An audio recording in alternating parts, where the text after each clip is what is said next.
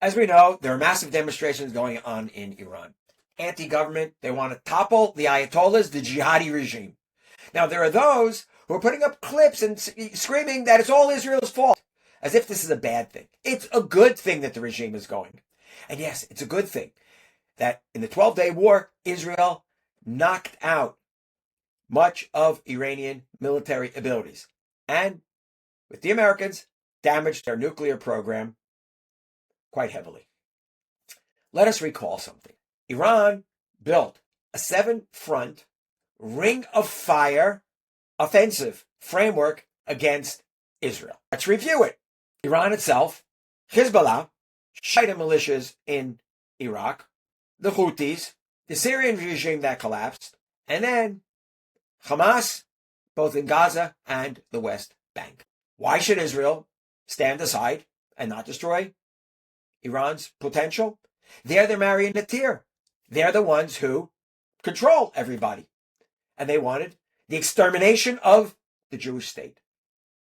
Okay, so that's one. Why is Iran falling apart? Water system is going under.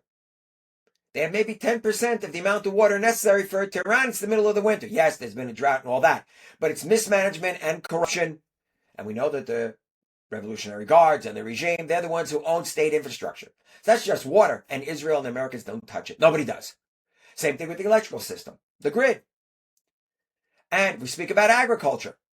The water levels are so low that the traditional way of irrigating doesn't work anymore. And that's very important. You can't subsist without agricultural water. We know this. Economics. The rial is worthless. It was down to about 1.5 million to $1. Now they say it's not even worth that.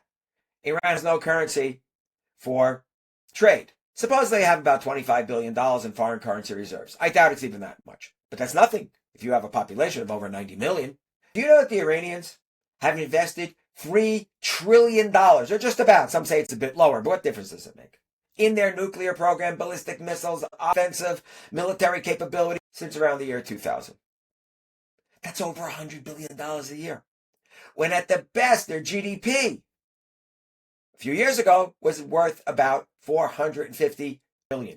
Obviously, don't know just how much more investment there would have been in Iran if they hadn't had these offensive programs for world domination and exporting their jihad, which is not only done on the battlefield or through proxies and allies, but also through their bots and cyber warfare. Hey, all that costs lots of money.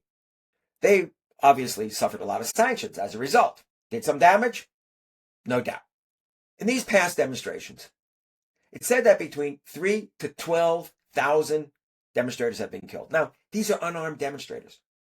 We are not talking about a war, right? Some people are trying to compare it to Israel and Gaza. Let's remember, in Gaza, Hamas uses human shields.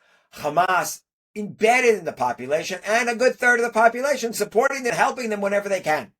They also end up running around in civilian clothes. So very difficult on the battlefield to differentiate who is where. And yes, civilians do get killed, but it's not intentional. In Iran, it is intentional. Which brings me to another point. Where is the red-green axis? Those same people, the academics and your liberal types and your students who were out there October 8th, right after the big massacre. Hamas streaming out of Gaza, slaughtering Israelis. And these people, of course, cheering on that they were fighting against the occupation, fighting against the Zionists, and fighting against the imperialists, on and on and on.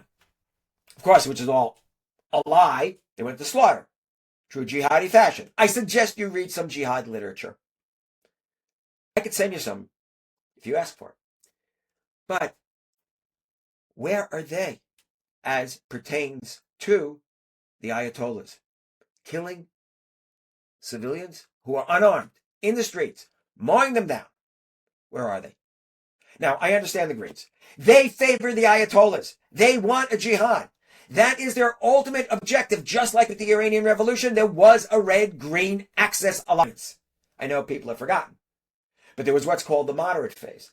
79 to 80, the beginning of 81, where you still had a broad alliance. It started chipping down by the time you got to 1980, actually. Okay? But where is it? What happened to those? Because you had communists who supported the revolution.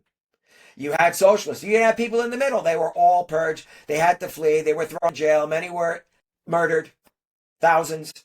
And you ended up with a jihadi regime. So we understand. The jihadis, the Greens, they understand what's going on. Now I'm going to turn to the Reds here. Where are you? Aren't you in favor of people liberating themselves? There's a problem here. Trump is on the side of the demonstrators. So is Israel and the West. Or most of the West. What happened to your principles? Do you really believe in liberation? Or do you too want to be part of an empire? I'm not talking about your soft-hearted liberal types that went out and thought that there was really an injustice being done to the Palestinians on and on and got brainwashed and didn't read about all of it, and most of them haven't, okay? Talking about those hardline Marxists. No, they're the ones who want an empire. You want to overthrow democracy. You don't want the, quote, American empire. You don't want the European Union. I don't hear you demonstrating against the Russians, what they're doing in Ukraine, or Chinese and their repression of the Uyghurs, who happen to be a Muslim minority. Not out there, huh?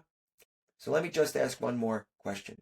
At any point, are you, in the Reds, going to stand up for any principle besides Palestinianism, which is the veneer for getting the red-green axis into power? No. Contradict me. Get out there and demonstrate for the Iranian freedom fighters. Or are you just as bad as the Stalinists of old? I'm betting on option number 2. Have a good one.